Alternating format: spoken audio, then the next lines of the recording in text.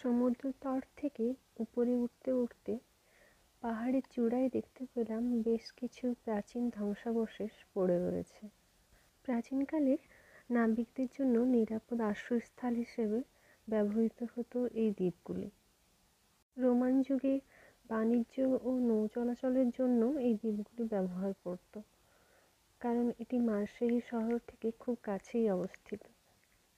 পরে মধ্যযুগে প্লেগ ও অন্যান্য সংক্রামক রোগের সময়ে দ্বীপগুলোকে কোয়ারেন্টাইন জোন হিসেবে ব্যবহার করা হতো, কারণ এখানকার বিচ্ছিন্নতা রোগ ছড়ানোকে রোধ করত। পরে 1700 শতকে মার্সেইকে সমুদ্রপথে আক্রমণ থেকে রক্ষা করতে দ্বীপগুলোতে দুর্গ নির্মাণ করা হয়। তারপর 1900 শতকে কলেরা ও প্লেগের মতো ভয়াবহ রোগ